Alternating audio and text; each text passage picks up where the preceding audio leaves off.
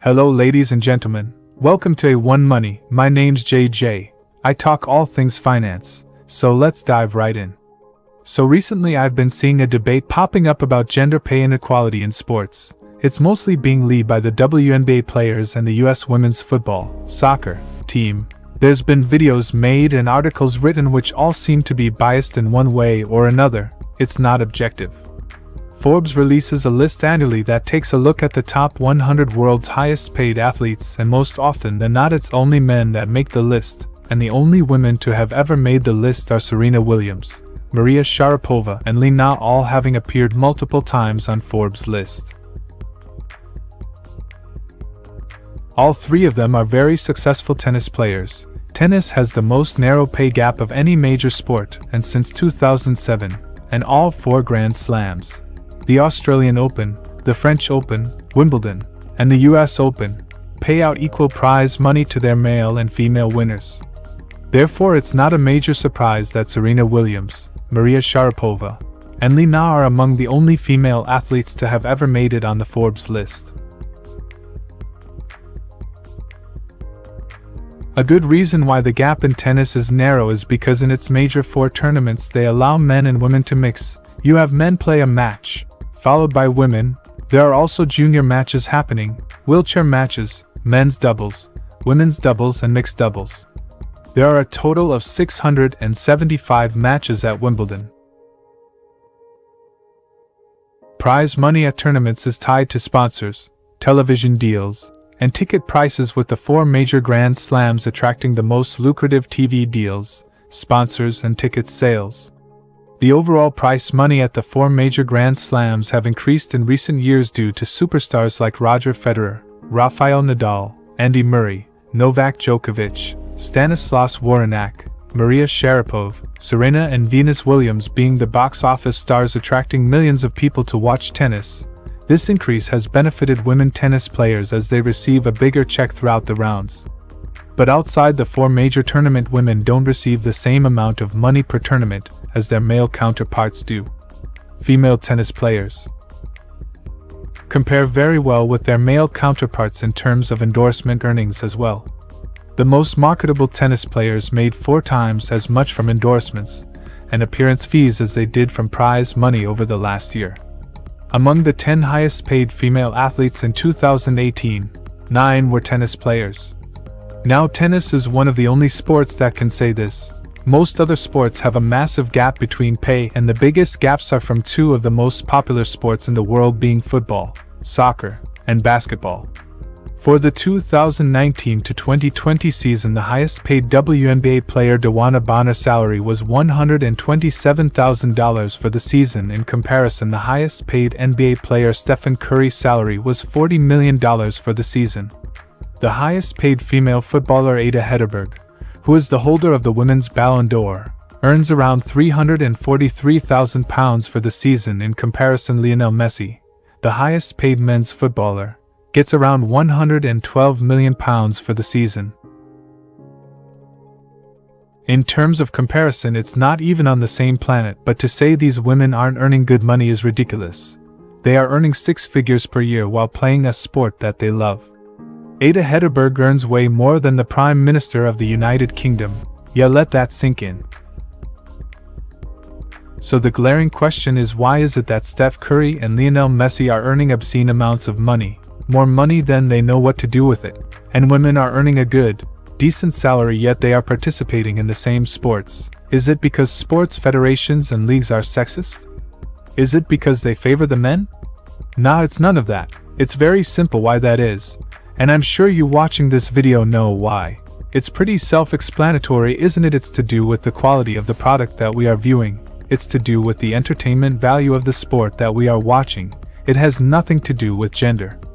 We would rather watch Lionel Messi and his Barcelona team play and take on Cristiano Ronaldo and his Juventus team than us watching a 4th division Spanish team versus a 4th division Italian team. We would rather watch Steph Curry and the Warriors take on LeBron James and the Lakers than watch a G League match between 2 teams. Because the talent of the player and team is what interests us as the viewer. We want to be entertained, not bored, and women's sports doesn't have the same entertainment factor as the men's sports.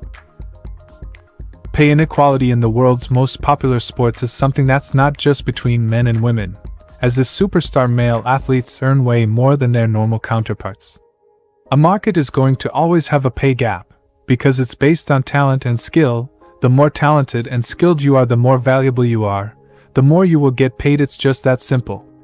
That's not because women are terrible, it's because lack of investment has meant that there's a major skill imbalance between women players, which result in uncompetitive matches which are boring to watch. Athletes are entertainers no different than musicians, actors, or comedians, but unlike those entertainers, there's a massive difference, which is the direct competition aspect. Musicians aren't competing against each other, nor are actors or comedians, but athletes are competing against each other. The competition is the entertainment. Musicians, actors, and comedians are producing a show and then selling it to their audience. This means that everyone is on a level playing field, because you cannot say that a male singer is better than a female singer. You cannot say a male comedian is better than a female comedian, because it's all subjective to the person consuming the entertainment. And if the consumer likes it, they buy, and the artist makes money. Simple as that. But in sports, you can objectively say that Steph Curry is a way better player than his female counterpart. You can say Usain Bolt is the fastest person ever, because athletic skill is quantifiable. Usain Bolt has the record for the fastest, and no woman has ever run under the 10 seconds barrier. Men's sports is quantifiably and objectively is better than female sports, because the overall entertainment factor in male sports is higher than female sports, and that's why most sports fans pay to watch men's sports over women's, mainly because the talent level on the field is objectively higher. Men's matches are more competitive, which makes it entertaining and nail-biting, while women's matches aren't that competitive. It's the usual suspects always winning. The US women's football, soccer, team beat Thailand 13-0 and nobody was surprised, and the match was boring. I watched it.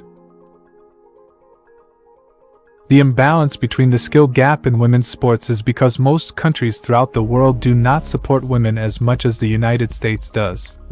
The female talent pool in the world for sports is pretty poor, and that's to do with the lack of opportunities most countries give their women.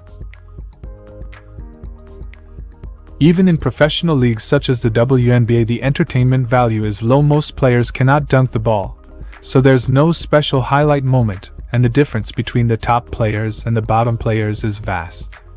And as the entertainment value is low, the viewer doesn't buy.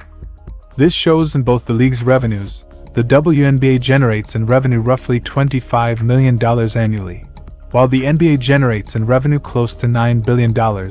Yes, that's billion with a B.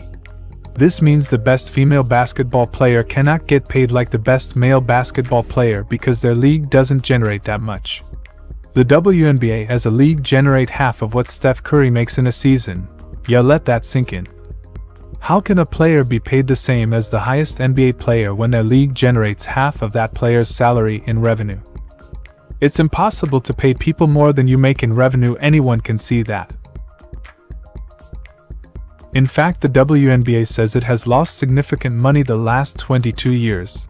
On average, the WNBA losses over $10 million every year they have operated for. The NBA is what is keeping the WNBA still in operation by subsidizing it. Now people say that if you just market the women's sports more, then people will watch more, but what they don't understand is that sports isn't like a normal business. Sports is tribal. It's like a religion. We breathe, eat, sleep, and live our sport and clubs and player. We have generation of family members and friends that have supported a football or basketball club. We invest so much money into it. We experience the highs and the heartbreaking lows. Sports is not like normal business. It's for some people on the level religion.